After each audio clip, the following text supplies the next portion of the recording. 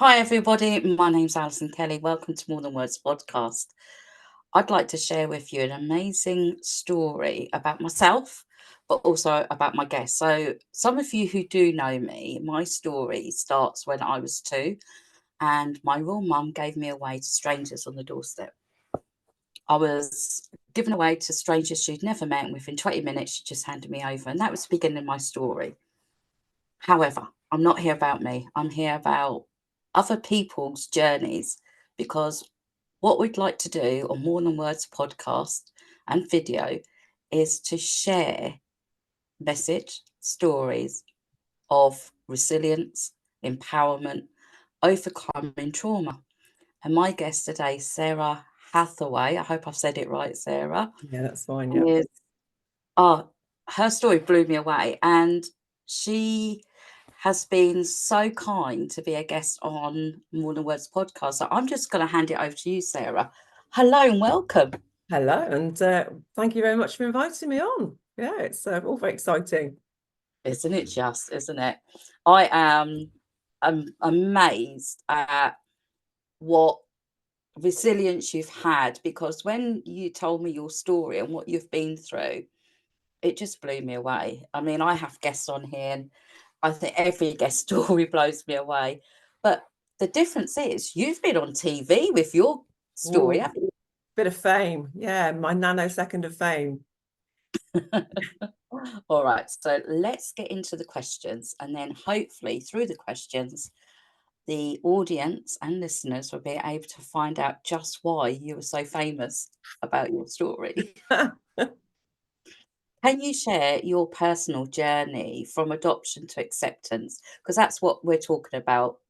Sarah's here to talk about her journey from being adopted, but also about how she's now accepted her journey as someone who didn't know her past and was able to now take what she's learned and help others through that. So tell us your personal journey, highlight the key milestones and Mm. challenges along the way, if you don't mind, Sarah. No, that's fine. Well, yes, it's quite an unusual story, as most adoptee stories are.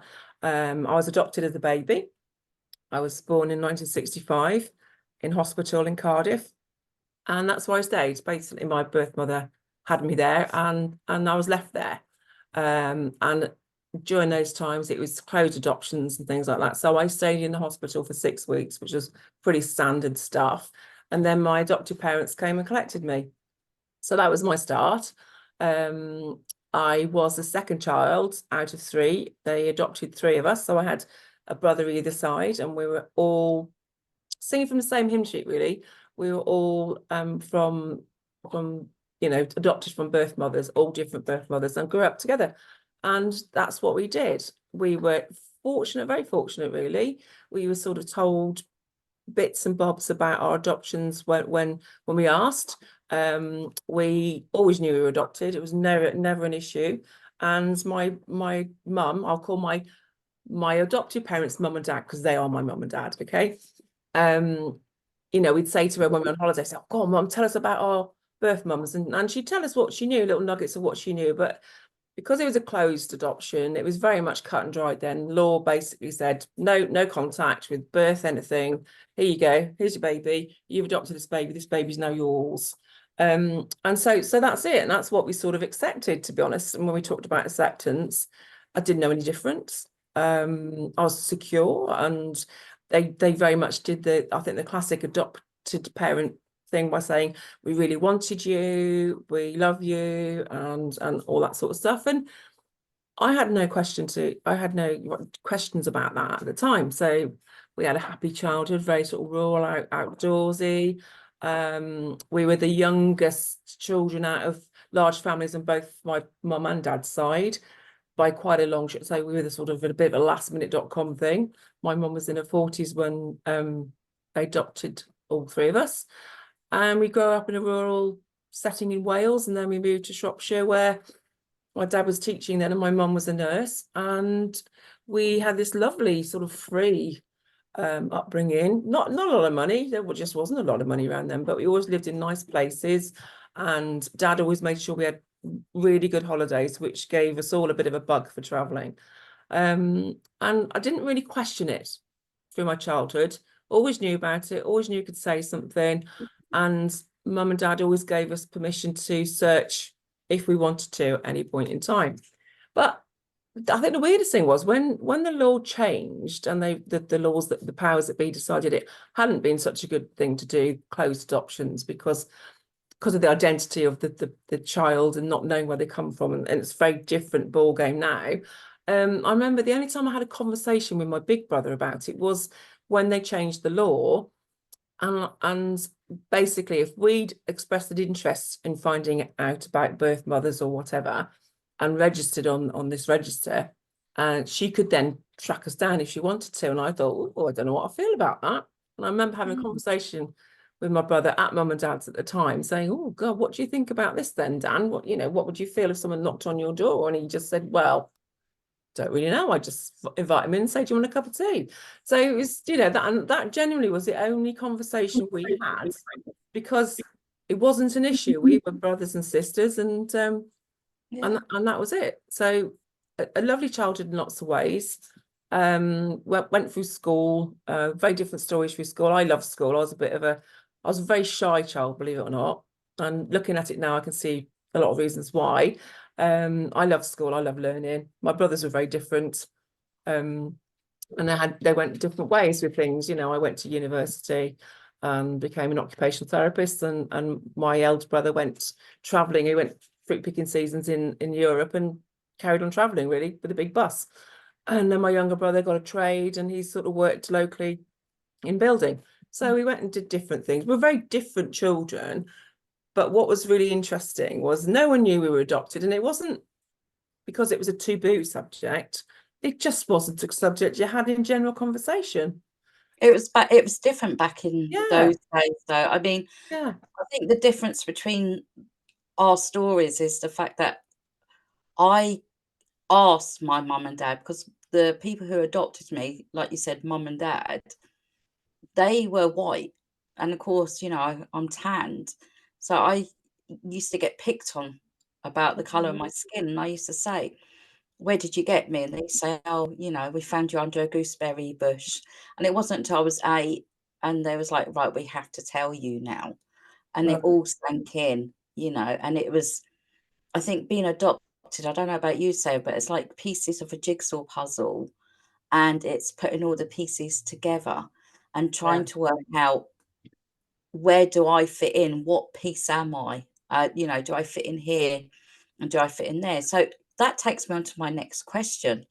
And that is, on the ITV this morning, you discussed your adoption story. So can you elaborate how that actually happened? How did you get onto ITV? yeah. Because there's lots of people who are adopted. So why you? What brought you to Oh, ITV yeah. this morning? That's a very good question. I think, like Sarah, I didn't necessarily want to track her down from a young age. It was really that I think the key points in my life were having my own children. That was a big one. I think pre that, when I was younger, I just wanted to have an A4 sheet about information about birth mother sort of stuff and a photograph, and that would have done me. I didn't want to upset anybody. I was very, we're known as people pleasers, aren't we? That's another adopted type thing. But I didn't want to upset anybody. She got a new life. She had reasons to do what she did. I knew some bits of that, and I was okay with it. Yeah. So that stayed as it was until probably I had my own children. Then I thought, oh, right, okay, the bloodline stops with me, obviously for my side of the family. And when people did family trees, it was like you get the weirdest, you can't describe it. It's a really weird feeling because you're thinking, well, that's my dad's family tree and that's my mum's family tree, but it's not really mine. Yeah, And I and it get you. I totally get that.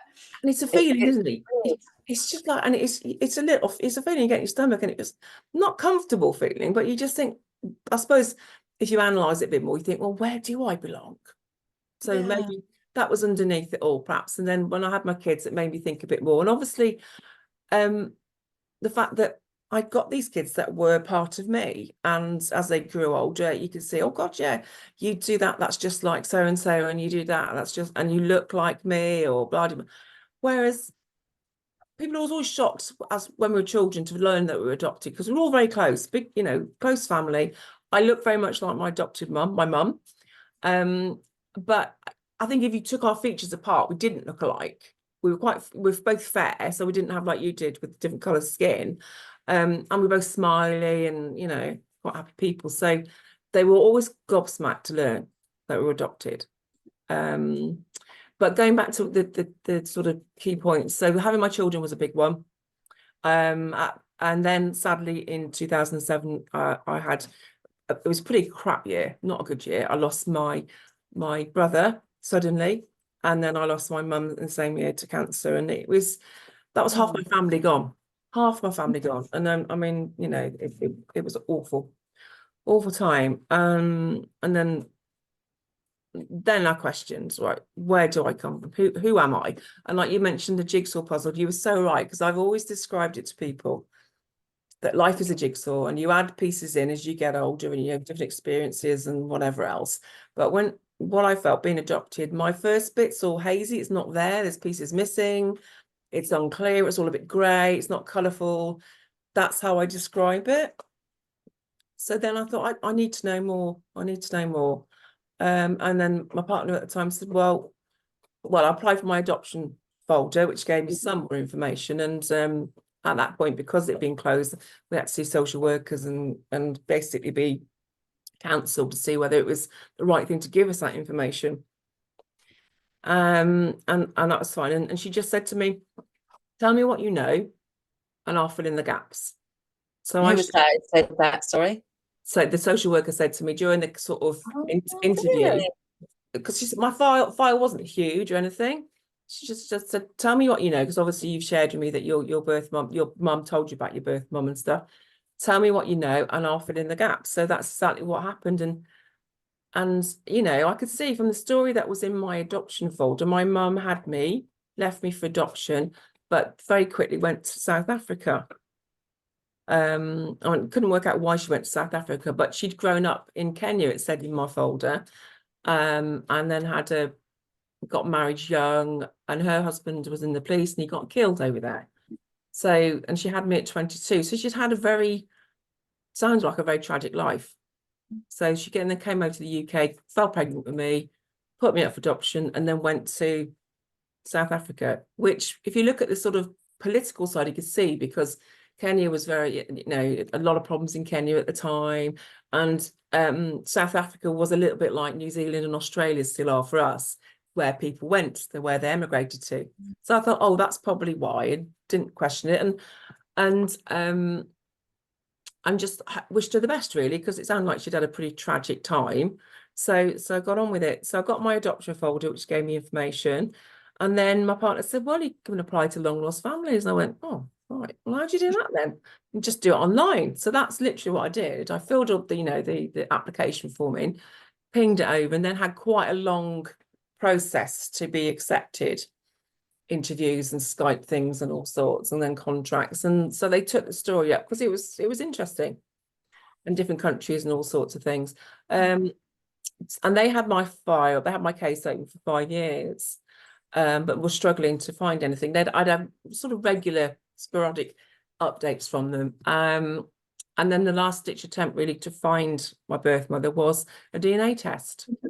So I did that, and the results came up, but they decided then to actually close the case because they found some DNA relatives in Pembrokeshire who were my first contact with any family members. And with the information long lost families put on my file, because they gave me my file and everything, we assumed that was my maternal side. So through Ancestry, we made contact, and I met what I call my DNA relatives, because you're still not quite sure. Met them all, absolutely lovely, very welcoming. I mean, I was there, I was a big can of worms, huge can of worms, his family. And they knew their history inside out because they hadn't really moved too far. In the core family hadn't really moved. They still live out in Pembrokeshire. So, and they had books on it. They knew their ancestry. There's 2 of them that were really interested in it. So of course I rock up and they think, great, okay, well, DNA doesn't lie. The points were DNA doesn't lie, they said. And then when I met the youngest sibling in this family. Oh my God, that was a real long lost family moment. We met in Cardiff and met outside the castle, and I was following this woman.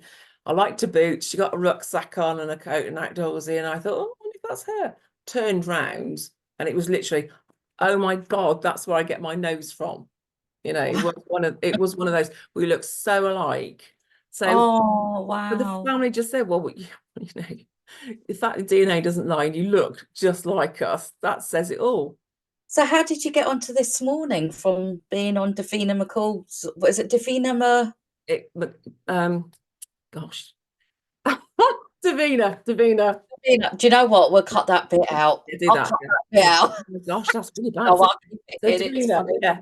So following Davina, along long got lost to family. this Yes. morning. Yeah. So basically, I went on to the long lost family program. So they closed my case. My DNA family, my new Hmm. contacts in Pembrokeshire, picked up the reins of it, and it was Lyndon, who's what sort of second cousin type thing, found my mother's marriage certificate in South Africa, in Durban. So with No. that information, he pinged it over to me, and I said, "Oh, I said, you know, do we research this as a family now, or shall I go back to the program?" And he said, "Well, you got nothing to lose." So I literally just pinged it back to the researcher along lost families and said, "Hi, you know, you had me before, but it didn't get anywhere. We found this. Are you interested?" And that was last February, and then it was a whirlwind, absolute whirlwind of filming. It was like 4 days filming over 2 weeks. It was incredible journey. I didn't know what I was going to find out, you know. So what you see on that program is what you get. The reaction you get when you're told, even though you got Davina sitting in your living room, you think, well, Yeah. they found something, but you still don't know what it is until it's shared. It's so genuine because you just don't know. I knew my mother had passed away. My birth mother passed away. They shared that off camera. And then obviously they told me more about her and told me about the siblings, which was like, I never thought I'd have any siblings. I definitely didn't think I'd have anybody older than me, because I thought she was 22 when she had me. I was obviously, you know, I don't know. I'm very pragmatic. I look at it and I think, well, anybody who has sex can end up having being pregnant, can't they? At the end of the day, so you really can't point fingers or anything, really. So that's what happened. Basically, they took up the reins, and they just it was a whirlwind within a month, because I was traveling for 2 weeks. Within a month, they wrapped it up, and I've been introduced to siblings I didn't know I had, and I That have. is Yeah, awesome. absolutely incredible. So I have 4 siblings I didn't know existed. Wow. Yeah, That's yeah. that is such an amazing story. Right. And so it's very I think, you know, with adoption, there's that line of, do I look for my real parents or do I look for my adopted child? What is going to be the outcome? Because when we watch, for me, when you watch TV, they make it very, I don't know, just very always the happy end. They Uh, always go for the happy ending, don't they? So when you're a yeah, child, definitely, and you know you're adopted, you think, "Oh, you know, my parents might be, I don't know, really rich." Because you're a child, that's what you think, isn't it? You don't realize that there could be the other side of it. yeah, Uh, for yeah. me, the other side of it, it wasn't a great ending for me when I met my real mum. It was not a nice thing to How, go through. how old were you when you met your real mum? I was 20 Right. something. I can't Mm, even remember what age, in my 20s. But yeah, it wasn't really a good experience for me, but for so many it is. And that's the thing with adoption, you know, there's the good part of it and yeah. there's the not so good part of it. And it sounds like you've had the amazing part of it. It sounds so good. I think it was. I think what we've done as siblings, and we all you should take credit for this. It could be very different. We have chosen, Hello. and I think this is what's made me realise with the journey I had to Oh, take. sorry. Can you hear me? Is it all right? Yeah, we kind of went, no, it's fine. We kind of froze for a minute there. You kind of went like that. Did I? Fucking lush, yeah. So no, I was just going to say that you never know. you never know what's going to come out of that can of worms. And however, I remember being given a preview of the show they were going to broadcast, and we all watched it, siblings and stuff like that. And I just thought, yeah, you can see, at the end of the day, signed a contract to get bums on seats for a television show, and you have to be very, very aware of that. You have to be quite assured of where you're going with things. I think if people are very vulnerable, it's not a good thing to do. And they do give this happy type story, but I have to say, with ours on Long Lost Families, they did say it's the most complex story they've ever had on the show. And I know when my siblings were being filmed opposite me, they were being filmed with Nicky Campbell, he was visibly upset by the events that happened, and the fact, in a nutshell, my birth mother had 5 children and wasn't the mother to any of them, even the 2 that she kept, and the younger 2. So I could be telling you a very different story and it would still be true. Yeah. And I think this is what I'm learning about adoption now. We can't change what's happened, but we can influence what we think about it. Definitely. And that's why we've decided to do this podcast, is to Yeah. share the ins and the outs of adoption. And like we were saying, it's adoption to acceptance. Because I found, me personally, it didn't bother me that I was adopted, although I wasn't legally adopted. That's another story. We'll get onto that another day. So I wasn't legally adopted. I ended up, the father who adopted me, let's just say adopted me, he then became, he was my hero, then he became the villain. So that's another story. And it was an up and down childhood for me. And in the back of my mind, I was always wondering, who am I? Who am I? Where do I fit in? But then it was just a passing thought. It wasn't until exactly what you said earlier, Sarah, I became a mum. And I looked at my baby and I looked at him and I thought, how could a parent do that, give you away?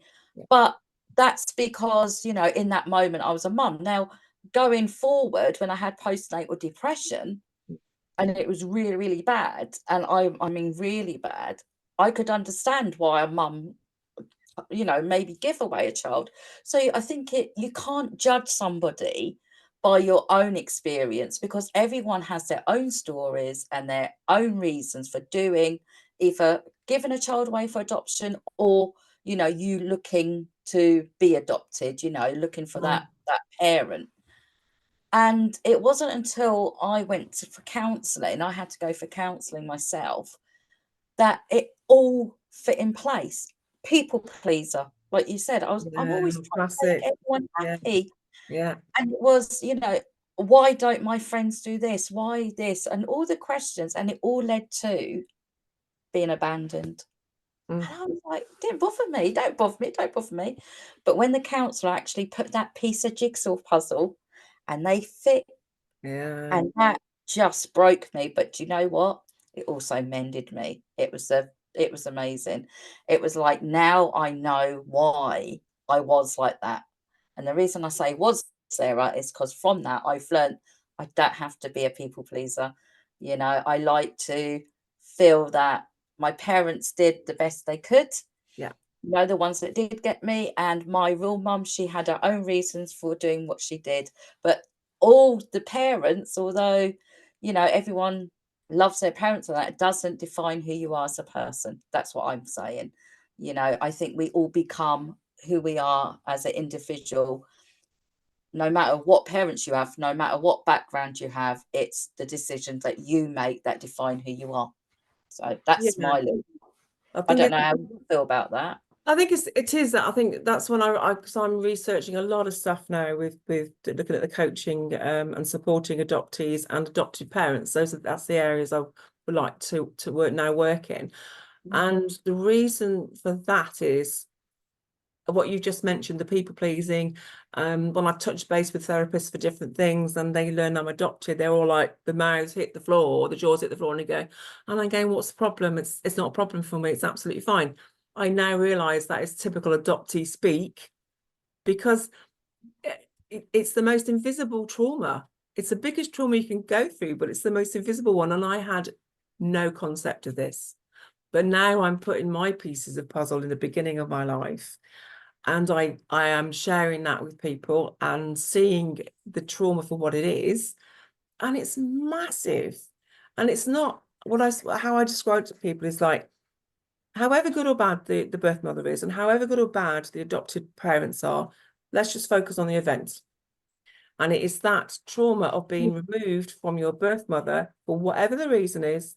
That doesn't matter. No matter what age. Doesn't matter what age, it's fundamental. Yeah. And when I describe it to friends, especially friends that have had children, I said, okay, right, you remember having, like, say for my example, Becky, my daughter, and imagine putting her in a cot as a baby and walking away.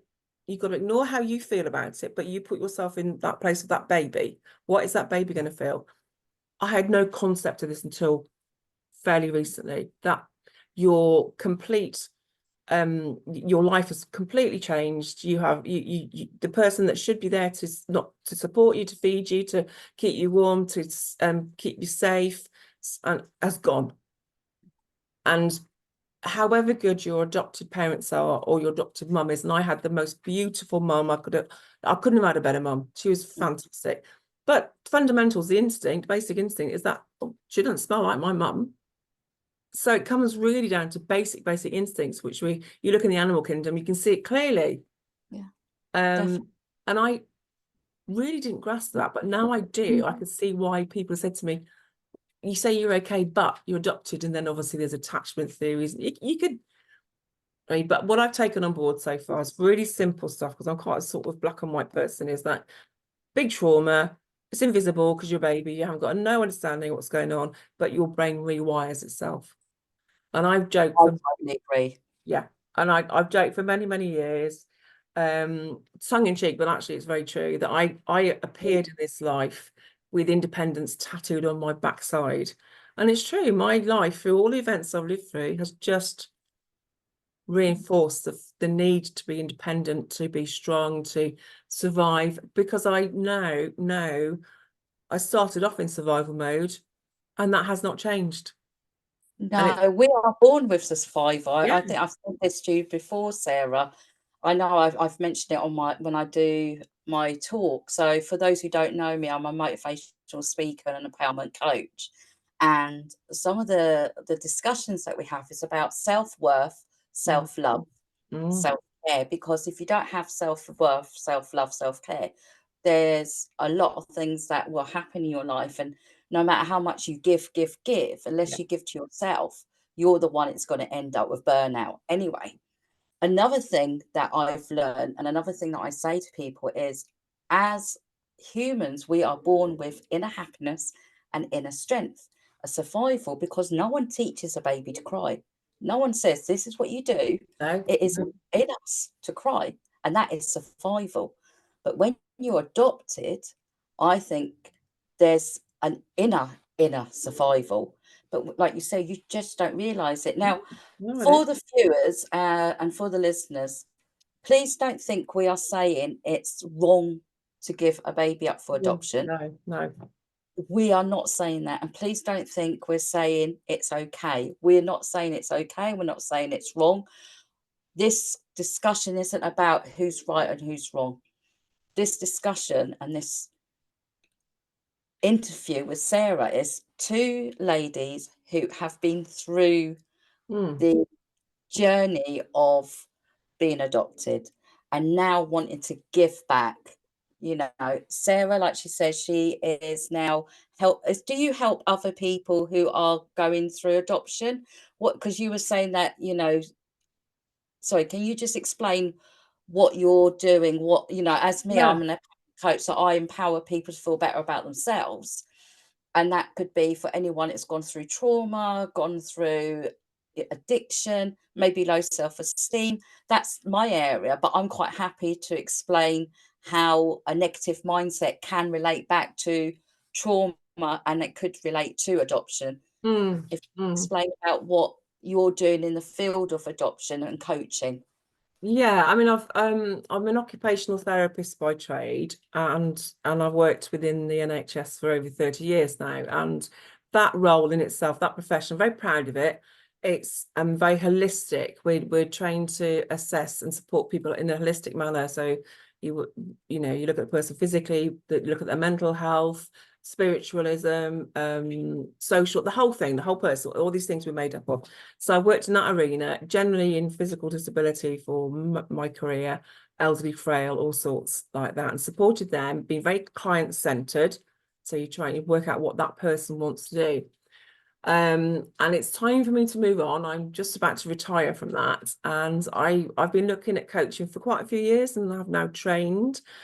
And it seems a very natural flow to go into coaching. And then I think with my own journey with the long lost families and meeting my siblings and the experiences I've had now, like you said, I want to do the positive stance on it. There's a lot of negativity out there, and you know, like I said about my own journey, I could sit here and absolutely slate what's happened to me and do, God, it's dreadful, it's a real trauma, how on earth I'm still sitting here. And that's some people's reaction when they've heard about life events. They go, I can't believe you're still sitting here.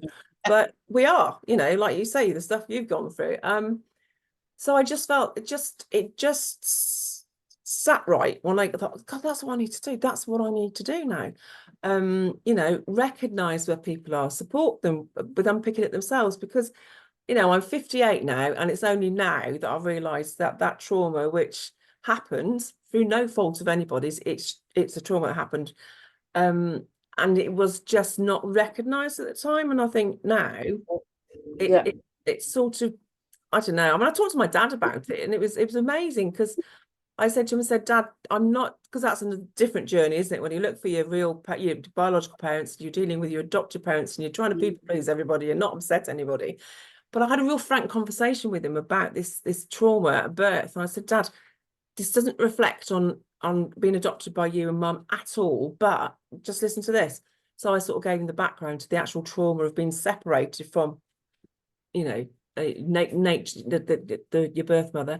And he just said, "Oh, I never thought about that." I said, "No, well, I didn't. I never thought about it till now." And it just wasn't in the mix back then. It was basically, right, this baby needs to be looked after, nurtured, loved, needs a home. Adoption's the way forward. And that's what happened. And you move forward. Yeah. And I think with coaching, it's lovely because you do move forward with people. You need to look at where they're at, don't you? You need to look at where they're at and where they want to go. And then you support them To to get them. find that journey themselves. And I think it just fits beautifully. And I get very excited and very passionate about it. So that's why But I'm you do though, don't you? Yeah, you do. yeah, yeah, As a coach, as a coach, you do. yeah, It's it's a journey yeah, of yeah, self-discovery. You know, huge. you're helping other people. You are always learning about yourself, but that's what life's about, isn't it? Life's about always learning, always growing, always challenging yourself, and helping others is such a rewarding factor for me in my life. Mm, I do these podcasts, and it is to be able to share stories like this, stories from my other guests, because, like I say in my other podcasts, I always hope that we can touch, even if it's just one listener. If we have yeah, helped one listener today, yeah, Sarah, you know, there might be someone out there thinking, feeling really guilty and really struggling, thinking, do I want to give my baby up for adoption? mm, And, you know, or there may be someone out there thinking, actually, I want to be able to look for my real parents and find out that past history, but struggling with the guilt with their parents. yeah, So, you know, we're hoping from this yeah, that they can see two sides of the coin, really. There's no yeah. right, no wrong. No, It's it's it's a situation. It's all individual, and I mean, I think that's why we ended up going back to your original question on This Morning on ITV, is because I think the program Long Lost Families look for a sort of flagship story, and I think because me and my siblings genuinely want to get to know each other, and that must have just sort of shone through. So we did a lot of PR around it when the program went out. So that's why we ended up on the sofa with Alison and Dermot sharing our story. And that's what I want, really, because people say to me, and like, you get a real mixed bag of stuff. I mean, I've had somebody say to me, God, how can you go on there and say all that? And like, my answer is, well, why not? I'm very I'm very open, and I think if it's something that could help somebody, and I've had such positive feedback from so many people saying, oh God, I'm so glad you're doing what you're doing, because it's not a taboo subject, as we said, but it's not a subject that people talk about. No. But there's a lot of them, isn't there? And we don't really look at unpicking it until we're adults. And I think that's sad. You know, I'm 60 and I've had a good life. I had a very varied life, lots of bad things as well. But it's only now that I'm really trying to, I can feel that I'm getting my roots. Yeah, definitely. And I don't know if that's an age thing though, because I've just Yeah. turned 55 and I'm at that point in my life where I'm like, do you know what? I feel comfortable Yeah. where I am and I know what I want, but it took me a long way to get there. It took me a long way to get there. So for Sorry. any listeners, sorry, Sarah. I'll just stop the dog bark. Sorry. Hogan. Oh, Sorry. Yes. for Sorry. any Don't about any listeners. Yeah. Yeah, for any listeners who are listening in or watching the video and they feel like they've got any questions about adoption, please, if you want to get in contact with us, what I'll do is I'll put all the details. I'll upload your video of YouTube. What is it? This Morning. Yes. Yeah. And Long Lost Families. Yeah. I'll upload that as well so people can watch that and they can get in contact with you or get in contact with me if you've got any Yeah. questions about Absolutely. being adopted or about survival instincts or trauma or finding your piece of missing jigsaw puzzle, whatever it is, please, get in contact with us. We're here to help as much as we can. Is that right, Sarah? Absolutely. And I think we're quite approachable people, and we may not have a magic wand, but we can help you find what your pathway is and what you actually want to do. It's so individual, but Definitely. amazing. Yeah, it is amazing. Like Sarah was saying earlier, with coaching, it's helping you to understand what it is in life that you want. And what we do is we get you from where you are now to where you want to be, and even though we're talking about adoption, it may be that you just want to have some advice. Maybe if you want to be a coach or you feel like you want to be a guest on my podcast or be a motivational speaker, whatever the questions are. Sarah, it's been lovely talking to you. Really not. I love Likewise. hearing the story. Likewise. Yeah, it's like I say, it's lovely that we get so passionate about coaching, isn't it? And people might say, well, you're adopted and you're a people pleaser, but actually I don't care. If that floats my boat and helps other people, that's absolutely dandy, fine by me. Well, I'd rather be a people pleaser than a bitch. Another word we could add there. Yes. Thanks ever so much again Thank for you, being a Alison. guest on No More Than Words problem. podcast. You take care. And you. Bye for now. Bye-bye. Bye-bye. Bye.